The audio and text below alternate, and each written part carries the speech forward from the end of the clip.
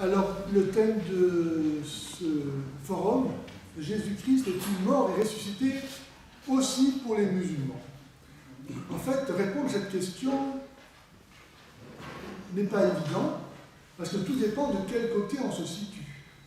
Si on se situe du côté de Dieu, évidemment, Jésus est mort et ressuscité pour tous les hommes. 1 Timothée 2,4, Dieu veut que tous les hommes soient sauvés, y compris donc les musulmans. Jésus est mort et ressuscité pour tout le monde, c'est une évidence. Mais du côté de l'islam, c'est faux. Jésus n'est pas mort et ressuscité pour les musulmans, puisque l'islam interdit de croire que Jésus soit mort et ressuscité. Or, croire que Jésus est mort et ressuscité est nécessaire pour le salut. Comment est-ce qu'on pourrait espérer notre propre résurrection si Jésus n'est pas ressuscité? S'il n'est pas la preuve concrète, historique, si on peut dire, réellement, que Jésus est bien ressuscité. Comme dit saint Paul, si le Christ n'est pas ressuscité, alors notre message est faux, votre foi est vaine, et vous êtes encore dans vos péchés. Donc oui, Jésus est mort et ressuscité pour tout le monde, y compris les musulmans, et pourtant, les musulmans ne pourront pas être sauvés, tant qu'ils seront musulmans. Il y a quelques jours, je parlais avec un prêtre qui refusait de dire cela, que les musulmans ne pourront pas être sauvés.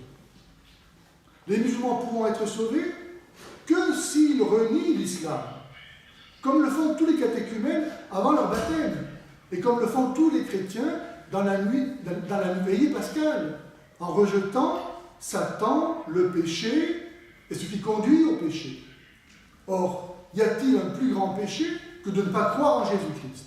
Donc nécessairement, quelqu'un, un musulman en particulier, pour être sauvé, doit rejeter la négation de la mort et de la résurrection de Jésus-Christ.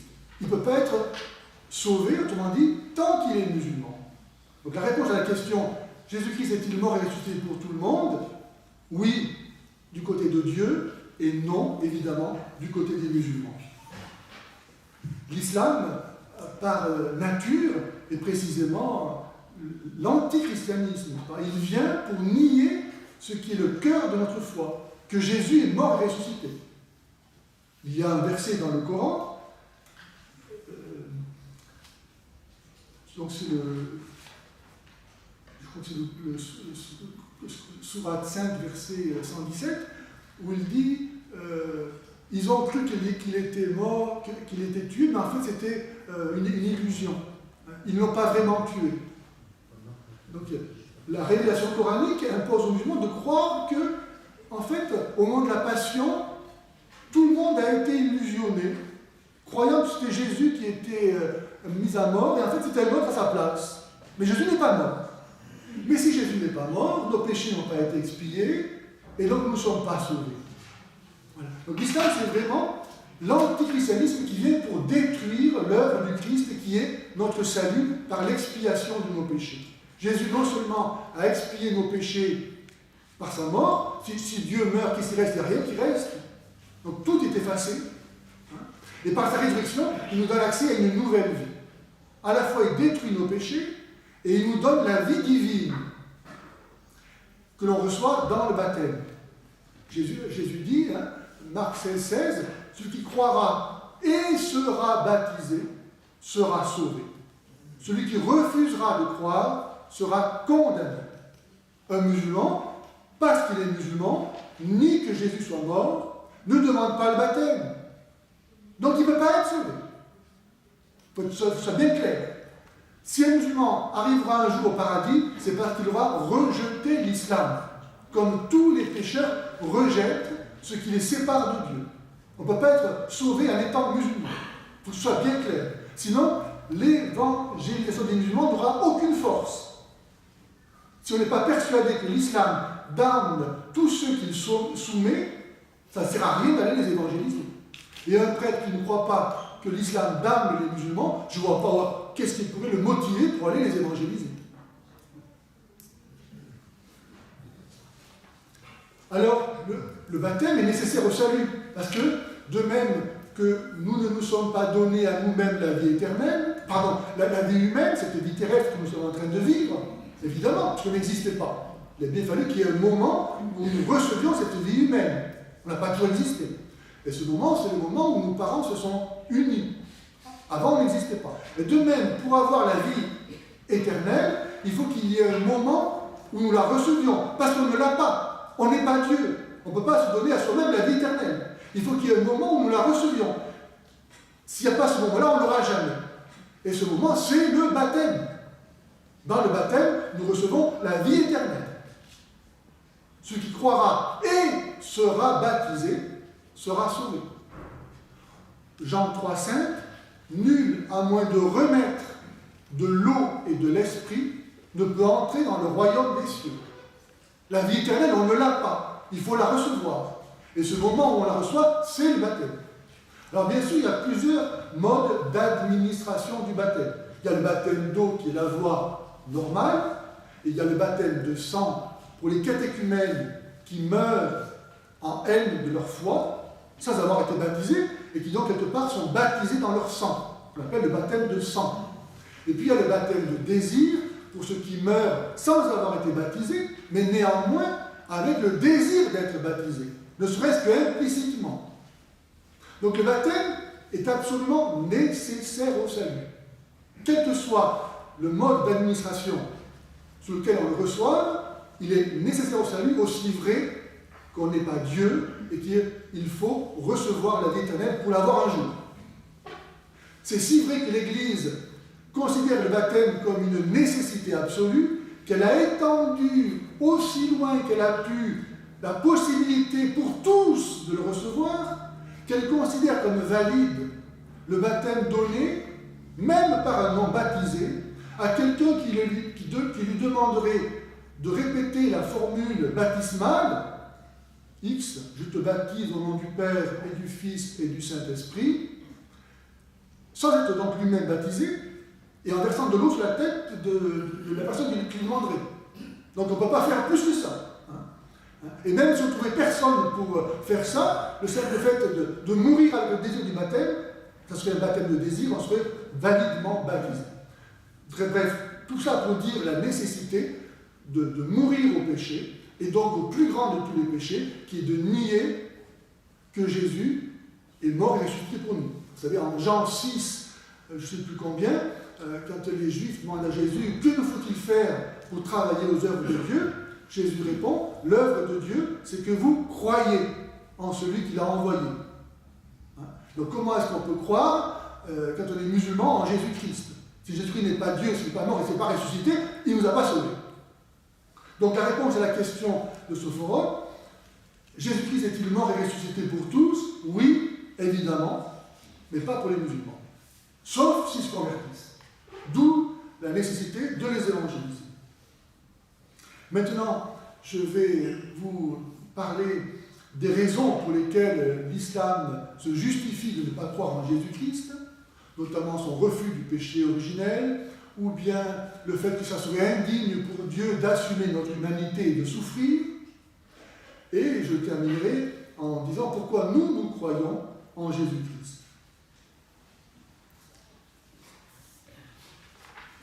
Alors les raisons pour lesquelles l'islam rejette la foi en la mort et en la résurrection de Jésus-Christ. Eh bien essentiellement, il n'y en a pas d'autres, c'est parce que le Coran le leur dit.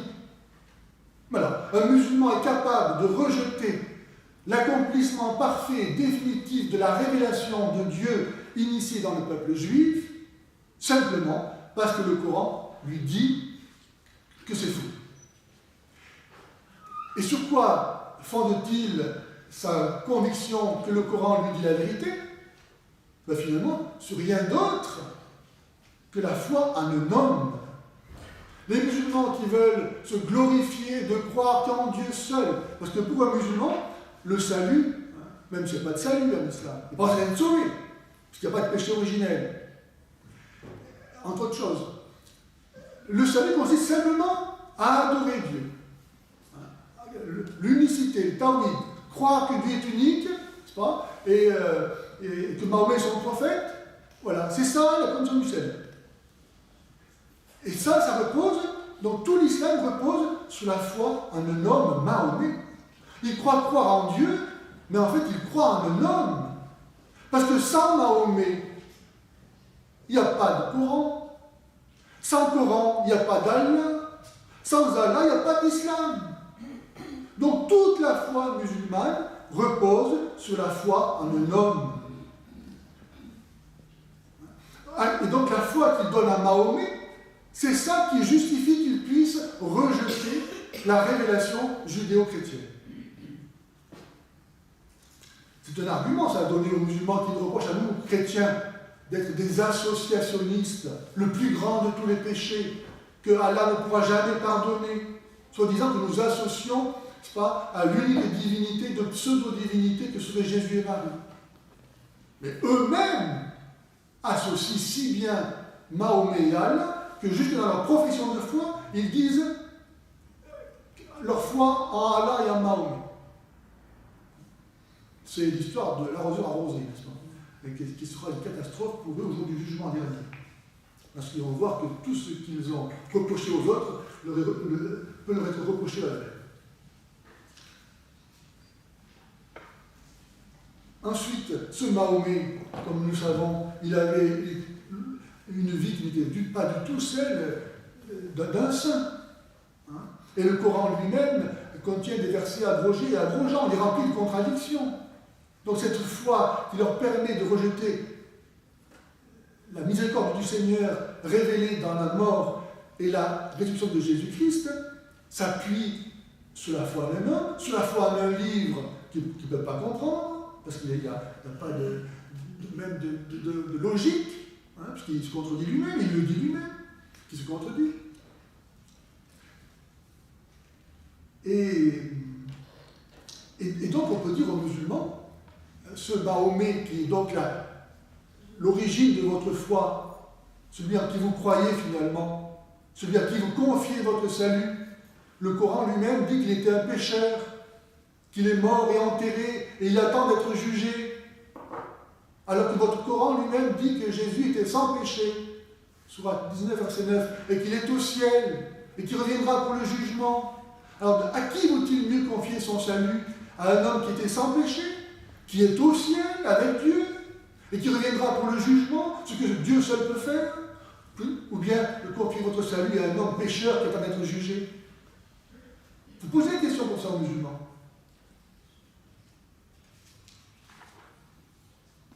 Ensuite, on peut leur dire, en se servant du Coran, puisque c'est ça qui est la base de leur foi, il n'y a pas d'autre chose. On peut leur dire que le Coran lui-même dit que Jésus était un prophète comme les autres. Sourate 5, verset 75. Et dans ce cas-là, si Jésus était un prophète comme les autres, du moment qu'ils reconnaissent que tous les prophètes ont été persécutés par les Juifs, Sourate 2, verset 61, et d'autres. Donc Jésus est un prophète comme les autres, et si tous les prophètes ont été persécutés, pourquoi refuser que Jésus était lui-même persécuté? C'est pas logique. Il aurait dû partager le sort de tous les autres prophètes. C'est un vrai prophète. De plus, comment Jésus aurait-il pu ne pas être persécuté, puisque Allah suscite lui-même des ennemis à chaque prophète. Sourate 6, verset 112. Donc le Coran lui-même amène à croire que Jésus, qui était un prophète, tous les prophètes étant persécutés, et Allah lui-même persécutant les prophètes, comment est-ce qu'il aurait pu échapper à la persécution?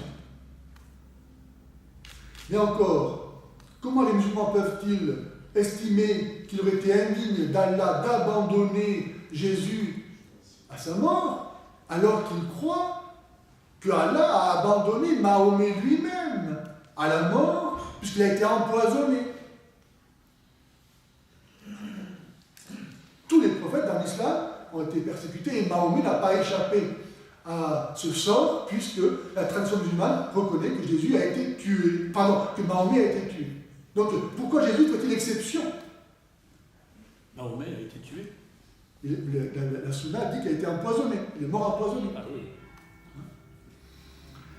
Dans la pensée musulmane, il est inconcevable qu'un prophète, à l'exemple de Mahomet, ne bénéficie pas du soutien indéfectible du Dieu qu'il sert.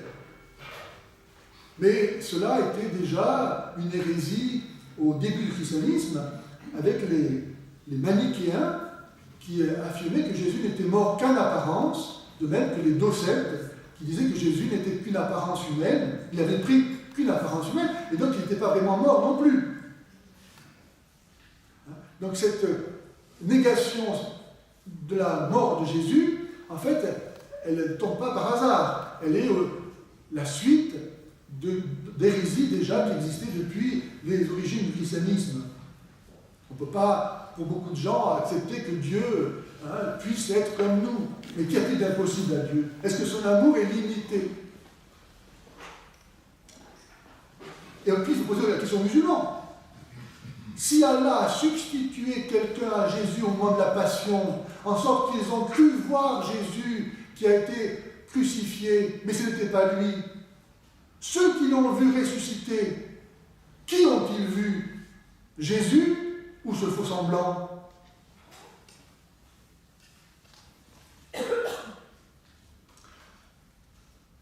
Alors, l'islam ensuite nie le péché originel. Parce que, comme vous savez peut-être, dans l'islam, Adam a péché, mais Dieu lui a pardonné et il n'y a aucune conséquence. Nous naissons tous dans un état de justice où nous n'avons rien d'autre à faire qu'à la conserver en adorant l'unique Dieu et en se confiant à la parole de Mahomet. Donc il n'y a pas besoin d'un sauveur. Il n'y a pas besoin d'un sauveur pour toute l'humanité, car toute l'humanité n'est pas pécheresse. On est tous dans un état tel que Dieu l'a voulu. Lorsqu'il nous a créés, lorsque Dieu nous crée en cet instant, il nous crée tel qu'il nous veut. Nous naissons tel qu'il nous veut, sans péché originel. Donc il n'y a pas besoin d'un sauveur pour l'humanité. Donc, par-dessus le marché, le mal qui est dans le monde ne procède pas de ce péché originel, mais c'est Allah lui-même qui crée le mal. Vous ne voulez que ce que Allah veut que vous vouliez.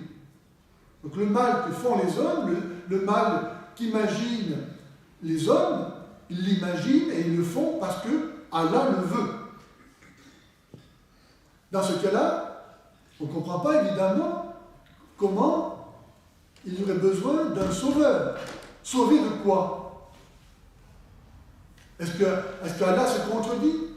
S'il veut que les hommes fassent le mal, ben c'est très bien qu'ils fassent le mal. Donc il n'y a pas vraiment de différence fondamentalement dans l'islam, quand on réfléchit un peu, entre le diable et Satan. Puisque le mal vient d'Allah. C'est lui qui est l'origine du mal. Alors que Jésus dans l'Évangile nous dit, en parlant de Satan, qu'il est le père du mensonge et qu'il est homicide dès son principe. Dieu n'a pas fait le mal. Et si non seulement Allah fait le mal, mais par-dessus le marché, donc il n'y a pas de différence entre Dieu et Satan, non plus qu'entre le bien et le mal. Qu'est-ce que le bien et qu'est-ce que le mal? C'est tout vient d'Allah.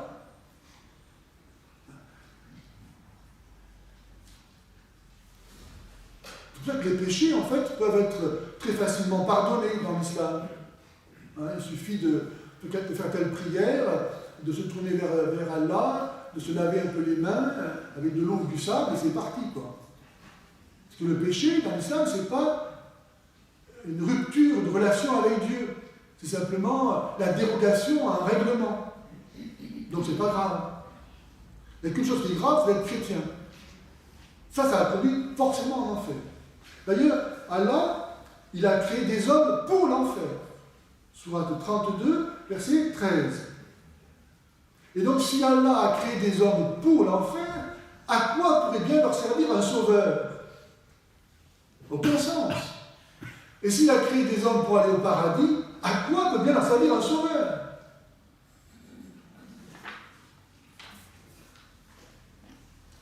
Par l'âme est celui qui l'a harmonieusement façonné en lui, inspirant sa perversion et sa piété. Vous voyez, Sourate 91, versets 7 et 8, c'est Allah lui-même qui inspire la perversion dans l'âme des hommes.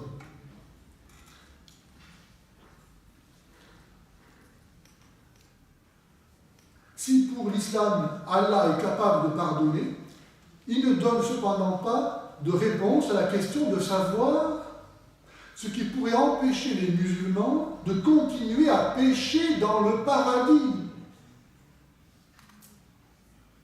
En effet, puisque l'homme naît juste, sans le péché originel, et que néanmoins les hommes pêchent, qu'est-ce qui les empêchera au paradis de continuer à pécher? Il n'y a pas en islam de destruction, d'expiation des péchés par la croix du Fils de Dieu, ni de transformation de l'homme par le don de l'Esprit de Dieu. Il n'y a pas de divinisation. On ne devient pas participant de la nature divine, et donc impeccable. Il n'y a pas de communion à Dieu. Dieu s'est fait homme pour que l'homme devienne Dieu. Au paradis, on ne pêche pas parce qu'il n'y a plus que Dieu. Nous serons devenus Dieu. Et seul le Dieu chrétien, parce qu'il est trinitaire, parce qu'il inclut en lui-même la différence.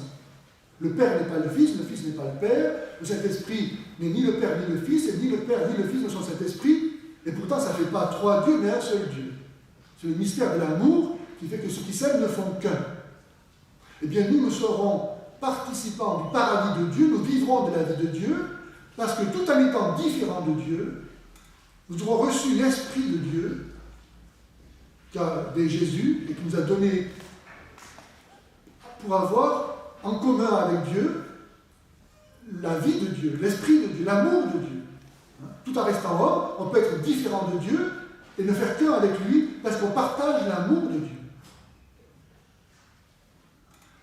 Jésus dit dans le chapitre 17 de l'Évangile de Saint Jean, « Père, tu les as aimés comme tu m'as aimé. » Vous vous rendez compte de ça? Si on réfléchissait à ça, Dieu nous aime comme il a aimé Jésus. On ne peut pas être plus aimé. Si on croyait à ça, mais toute la journée, on sortait de joie. Quoi. On est aimé de Dieu comme Jésus est aimé. On ne peut pas être plus aimé. Ben voilà, au paradis, nous, on ne pêchera pas parce qu'on sera devenu Dieu. Mais dans l'islam, l'homme reste homme. Et donc, si sur terre il pêche, pourquoi il ne pêcherait pas aussi au paradis? Sans la révélation du dogme du péché originel, Dieu est méconnu, affreusement caricaturé, le problème du mal reste entier et l'homme est incompréhensible à lui-même. Il est indéniable qu'une cassure s'est produite entre le Dieu parfait et sa création. Dans l'islam, qui ne craint pas de parler de salut, parce qu'on va tout récupérer, n'est-ce pas, pour mettre tout ça au service de l'islam. Le salut consiste donc à l'adoration exclusive de Dieu, ce qui signifie fondamentalement rien d'autre que le rejet absolu de la foi chrétienne, et quelques petites pratiques pour faire croire qu'on est religieux. Le salut dans l'islam donc, consiste dans la profession de l'unicité divine. Savoir que Dieu existe et qu'il est unique. Ça serait la condition du salut. Mais savoir que Dieu existe est une chose, et le connaître est autre chose. Il ne suffit pas de savoir que Dieu existe. Saint Jacques dit, tu crois qu'il y a un seul Dieu, tu fais bien. Les démons le croient aussi, et ils tremblent.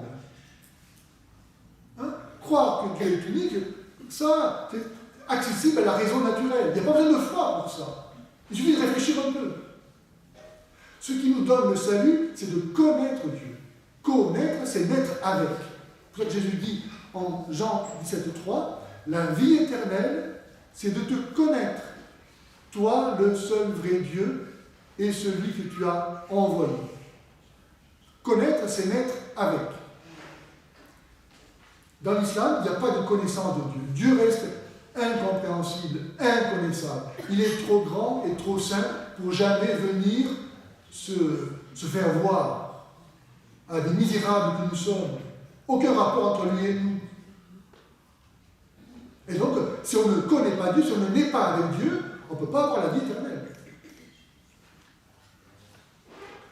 Pour ne pas se sentir... Alors, j'ai oublié de faire démarrer ma caméra là-bas, je crois. Il faut que quelqu'un ait appuyé sur le bouton. C'est ça. Sur la caméra.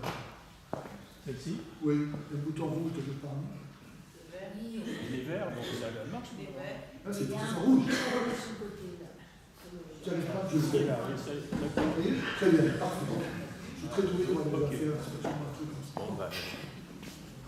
Alors, pour ne pas se sentir défavorisé de recevoir le baptême, parce que quand même l'islam, comme notre ami Olaf va nous le dire, ça vient du christianisme, les origines.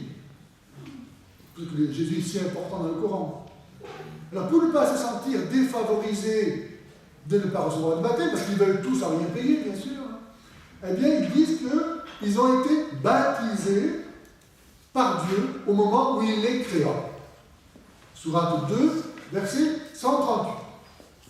Les musulmans n'ont pas besoin de demander le baptême parce qu'ils l'ont déjà reçu. Et ils l'ont reçu lorsque Dieu les a créés. Mais le fait qu'ils auraient été baptisés est en contradiction avec la négation musulmane de l'existence du péché originel. Pourquoi être baptisé si on n'a pas péché? Et d'autre part, être pardonné avant d'avoir péché n'enlève-t-il pas toute gravité au péché à venir, toute responsabilité, comme toute nécessité du jugement dernier? Si j'ai été baptisé au moment de ma création, si tous mes péchés ont déjà été effacés, à ce moment-là, ma vie qui va suivre est sans péché. Car le baptême nous lave de tous nos péchés. Et normalement, nous, les chrétiens, on ne devrait jamais pécher. On ne devrait jamais pécher. Quand on va se confesser et qu'on est pardonné, on reçoit la grâce, on est rétabli en grâce. Pourquoi faire? Pour vivre selon la volonté de Dieu. Dieu nous rétablit en communion avec lui et il nous donne tout ce qu'il nous faut pour que nous puissions accomplir sa volonté. Sinon, comment pourrait-il ensuite venir nous reprocher d'avoir péché si on ne peut pas faire autrement? En fait, nous, chrétiens, on devrait tous être des saints. C'est pour ça que Jésus dit, soyez parfaits comme votre Père Céleste est parfait.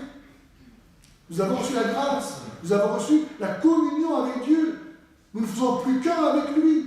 Nous sommes la chair de sa chair. Nous avons le même esprit que lui. Et pour ça, il faut le croire, pour pouvoir le vivre. Mais un musulman qui a déjà été baptisé avant même d'être né, à ce moment-là, toute sa vie, eh bien, elle est sans péché par définition, comme la nôtre devrait l'être. Ensuite, le Coran rejette l'incarnation au motif que ça serait indigne de Dieu de venir s'abaisser jusqu'à assumer les actes que nous posons, n'est-ce pas? On se trouve ça souvent dans les forums avec les musulmans qui disent « Mais comment vous pouvez imaginer que Dieu mange, fait caca, etc. » C'est indigne de Dieu. Mais à cela, il faut répondre que si nous posons tous ces actes-là, qui sont inhérents à notre condition de créature, c'est parce que Dieu nous a fait comme ça. Et donc, dire que c'est indigne de Dieu de poser les actes que nous posons en tant que créature, c'est insulter le Créateur. C'est dire ta création n'est pas belle, elle est indigne de toi. Comment est-ce qu'ils peuvent prétendre honorer et glorifier Dieu en méprisant sa création? Notre Dieu, non seulement nous a fait comme nous sommes, et il a dit que c'était très beau. La jeunesse répète ça au début, n'est-ce pas, plusieurs fois. C'est très beau. Tout ce que nous faisons est très beau. Il n'y a qu'une chose qui est indigne de Dieu, c'est le péché. Mais souvent pas d'être une créature humaine. Créée à l'image de Dieu. Dans l'islam, l'homme n'est pas à l'image de Dieu. Et non seulement, donc, Dieu n'a pas à avoir honte de ce que nous sommes et de ce que nous faisons en tant que créature, mais par-dessus le marché, il nous aime au point de l'assumer, de devenir homme lui-même. Et il n'en est pas du tout humilié. Parce que s'il était humilié, il se renierait lui-même. Dieu se glorifie lui-même en devenant homme. Parce qu'il assume ce qu'il a fait. Et il en est fier. Il n'a pas à en avoir honte, comme l'imaginent les musulmans. L'incarnation n'enlève rien à Dieu, n'abaisse pas Dieu, mais donne tout à l'homme, en lui donnant précisément de devenir comme Dieu. D'une façon substantielle. Nous sommes la chair du Fils de Dieu. Dieu a pris chair de la Vierge Marie et nous la donne en communion pour que sa chair et notre chair ne fassent plus qu'une seule chair. C'est le grand miracle de l'amour, de la divinité pour notre humanité, un peu comme un époux qui aime son épouse jusqu'à lui donner son corps pour ne faire avec elle plus qu'une seule chair. Bien là, Dieu a pris chair de la Vierge Marie pour nous la donner en communion, pour que nous donnions nous-mêmes le corps du Christ. C'est pour ça qu'il n'y a pas d'église sans Eucharistie. Il y a une preuve que Jésus est bien mort et ressuscité, c'est l'Eucharistie. Pourquoi les chrétiens depuis 2000 ans célèbrent-ils l'Eucharistie? Si Jésus n'était pas mort et ressuscité, il ne célébrerait pas ça. Ça n'a aucun sens. Si Jésus n'était pas ressuscité, quel intérêt de faire mémoire de la mort de Jésus? C'est un échec complet, il est mort, il n'y a plus rien. Et pourtant, depuis 2000 ans, les chrétiens célèbrent l'Eucharistie. C'est une preuve de la présence de cette vérité au fondement de la foi chrétienne. Jésus est mort et ressuscité.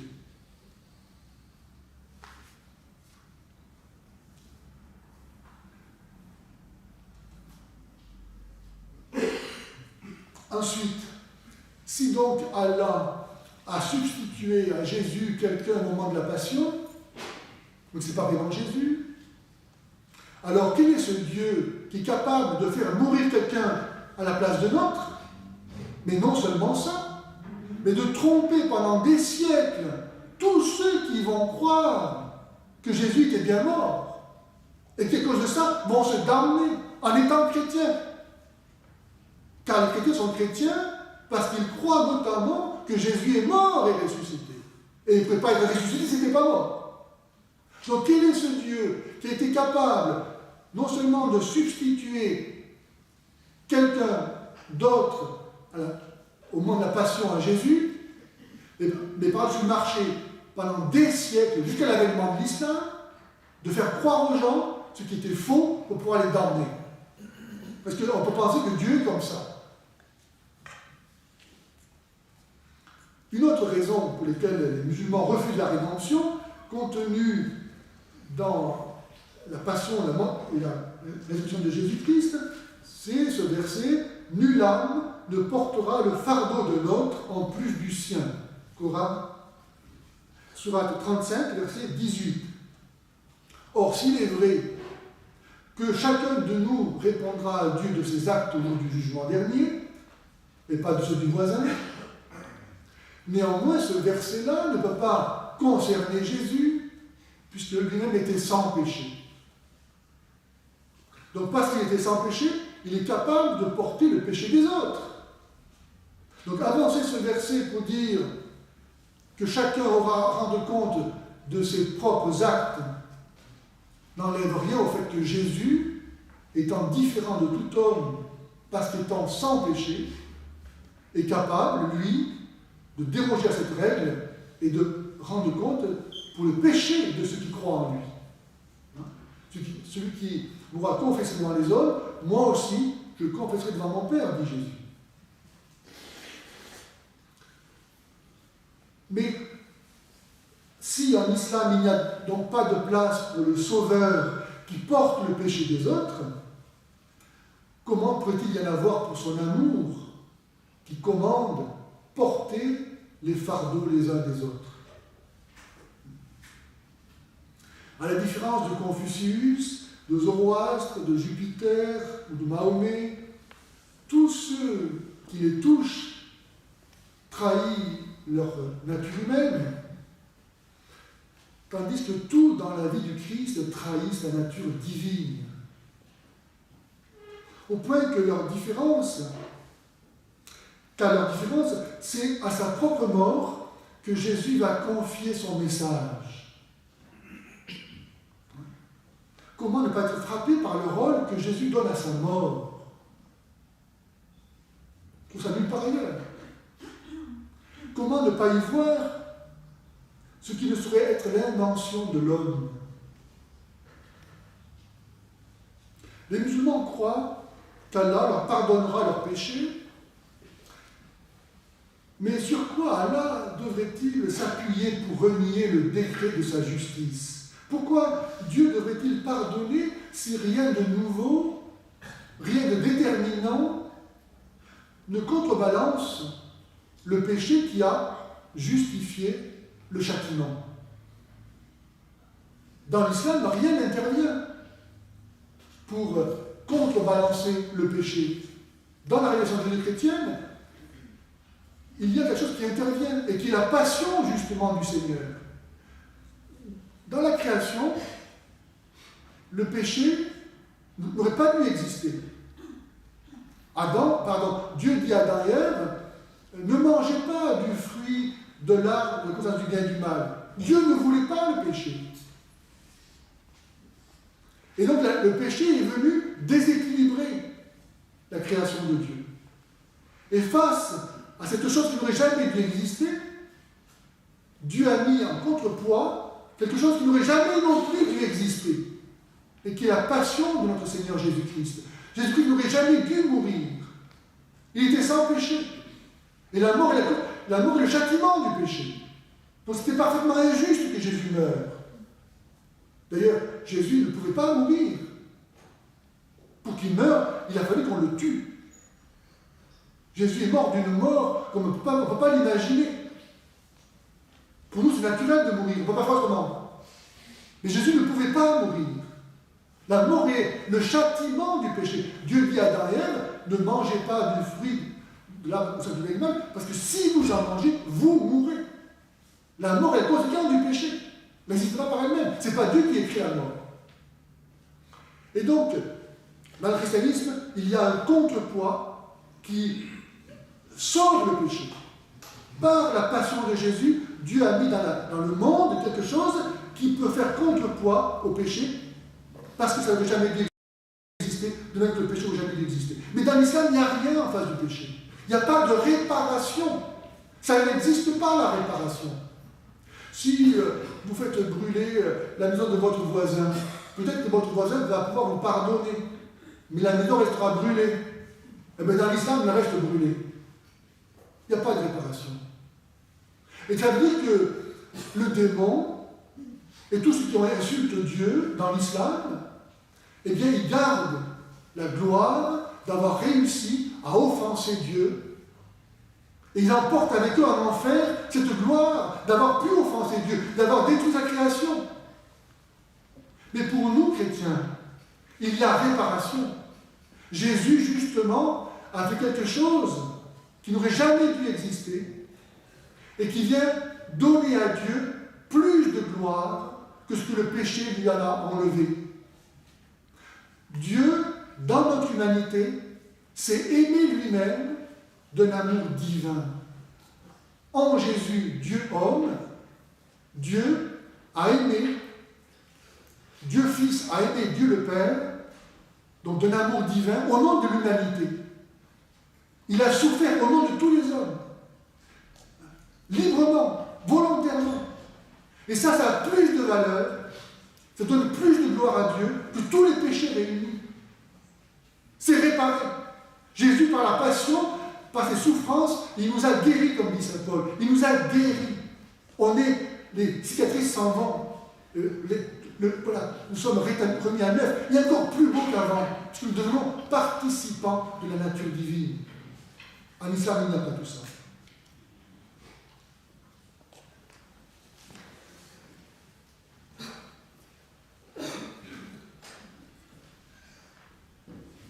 Souvent, les musulmans nous reprochent, à nous, chrétiens, d'avoir un salut trop facile. Ils disent, oui, Jésus il est mort pour vous, voilà, maintenant vous êtes pardonnés, c'est facile. Sous-entendu, vous pouvez continuer à pécher, quoi. Il suffit d'aller se confesser, puis c'est rétabli. Ouais, c'est pas si facile que ça. Parce que pour être pardonné, il y a des conditions. Il y a des conditions. On ne peut pas recevoir l'absolution comme ça demande un pardon. Quand Jésus donne aux apôtres le pouvoir d'absoudre, il dit, ceux à qui vous remettrez les péchés leur seront remis, ceux à qui vous les retiendrez, ils leur seront retenus. Ce n'est pas automatique l'absolution. Il y a des conditions. Je ne peux pas raconter ça maintenant, c'est pas le temps. Mais en tout cas, on ne peut pas nous reprocher à nous chrétiens d'avoir un salut trop facile, non seulement parce que Jésus a payé cher, mais parce que nous, chrétiens, nous sommes, pour pouvoir être pardonnés, invités à imiter le Christ, à vivre saintement. Pour être pardonné, il faut ne plus recommencer. Et il faut accepter d'être pardonné gratuitement. Ceux qui méprisent les chrétiens en disant « oui, vous avez un salut facile », eh bien ils tombent sous la condamnation de Jésus qui a dit que le royaume des cieux serait fermé aux sages et aux intelligents. On m'a dit à ceux qui comptent sur eux-mêmes, sur leur propre force, sur leur mérite. Car dans l'islam, c'est ça. Les musulmans, ils sont pécheurs. Et on connaît ça, ils sont pécheurs. Mais ils se sauvent tout seuls. Ils sont capables de se sauver tout seuls, en disant telle prière, en faisant tel rite. Mais pas besoin d'un sauveur, pas besoin de Dieu. Nous, on est sauvés, nous a dit Jésus, seulement si on redevient comme des petits-enfants. Les petits-enfants, ils acceptent de tout recevoir gratuitement de l'amour de leurs parents. Ils ne doutent pas de cet amour. C'est la condition pour être sauvé, c'est d'accepter de tout recevoir gratuitement comme un petit enfant. Dans l'islam, c'est l'orgueil qui est exalté dans la mesure où on n'a pas besoin d'un sauveur, on se sauve soi-même, par ses bonnes œuvres. Je répète tant de fois le Coran, je me lave les mains en faisant comme ça telle prière, jusqu'au coude, s'il vous plaît, pas moins, etc. Et je suis dans la délivré du péché. Facile. Donc à ce jeu-là, qui peut être le plus objet de... C'est très très bien ce que je dis, je suis très flatté. Donc c'est pas ça.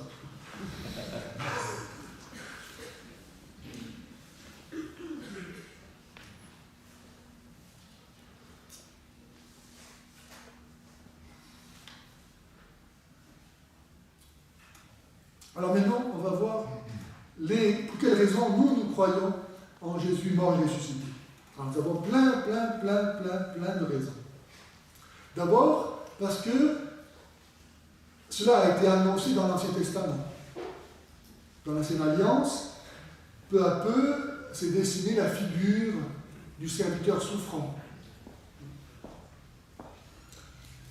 qui devait apporter le salut non seulement à Israël, mais au monde entier. Ensuite, nous avons la vie et la sainteté sans pareil de Jésus. Est-ce qu'on peut penser que Jésus est un menteur? Quand on le voit vivre, quand on écoute son enseignement, est-ce qu'on peut penser que c'était un menteur? Ensuite, il y a ces miracles qui continuent aujourd'hui. Quand on regarde un peu le linceul de Turin, le miracle de Lanciano, par exemple. Vous connaissez le miracle de Lanciano? Oui. Fantastique, hein? Un moine, un prêtre, qui célèbre la messe au 8e siècle, et qui au moment de la consécration se met à douter que ça soit vraiment le corps et le sang de Jésus, au même moment, dans la patène, à la place de l'hostie, il y a un bout de chair. Et dans le calice, 5 caillots de sang. Et depuis le 8e siècle, c'est conservé miraculeusement. Les savants n'arrivent pas à comprendre comment, dans les conditions atmosphériques dans lesquelles c'est conservé, ne soit pas décomposé.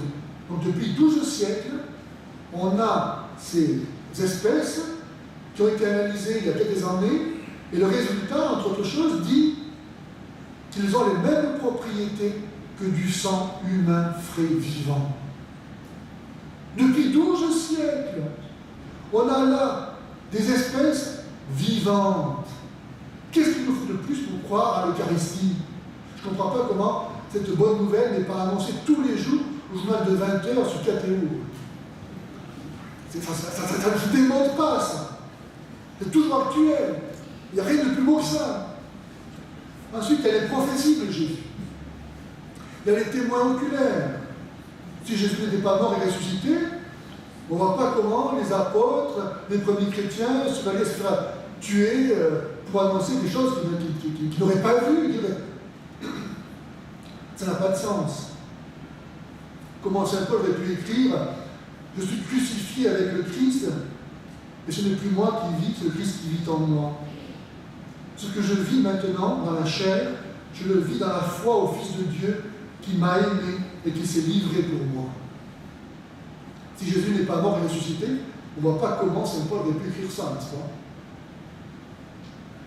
Il aurait été facile que l'annonce de la résurrection de Jésus soit rejetée par tout habitant de Jérusalem, si ça n'avait pas été le cas. Si Jésus n'avait pas été effectivement crucifié, et si tant de monde ne l'avait pas vu, personne n'y aurait cru. Il a le témoignage de l'Esprit Saint dans le cœur de tous les baptisés. Il faut beaucoup aimer le Saint-Esprit. C'est lui qui nous fait connaître Jésus. Il faut apprendre à connaître le Saint-Esprit. Il est merveilleux. Jésus nous l'a envoyé, c'est le consolateur. Il nous console parce qu'il nous fait connaître Jésus, sa victoire sur tout mal. Dans la mesure où on écoute l'Esprit Saint, on se rend compte de la victoire de Jésus. Alors on peut y participer. On peut la recevoir.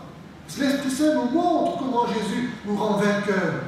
Saint Paul dit, Romains 8, 37, nous sommes les grands vainqueurs en celui qui nous a tant aimés. Mais qui peut nous convaincre de ça, sinon le Saint-Esprit? Ensuite, il y a la sainteté et l'universalité de l'Église.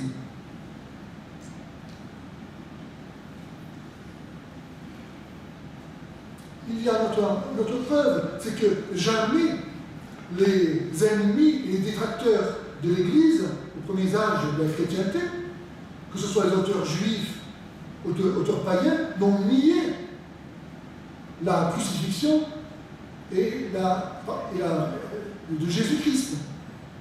Dans le Talmud, les Juifs, qui sont pourtant anti-chrétiens, ne nient pas que Jésus soit mort. Je peux vous citer encore beaucoup d'autres exemples de ces témoignages antiques. Malheureusement, je n'ai pas le temps, mais vous trouverez tout ça dans mon livre. Il y a aussi cette vérité, comment est-ce que Dieu aurait pu se révéler autrement qu'en s'abaissant? Qui serait capable de soutenir la manifestation de sa grandeur si Dieu se montrait tel qu'il est? Dans l'Ancien Testament, déjà, on a compris ça, qu'on ne peut pas voir Dieu. Il est trop grand, il est trop saint, on ne peut pas le voir. Donc forcément, pour que Dieu se manifeste à nous, il faut qu'il se mette à notre mesure. Qu'il se rende visible. Sinon, Dieu ne va pas se manifester.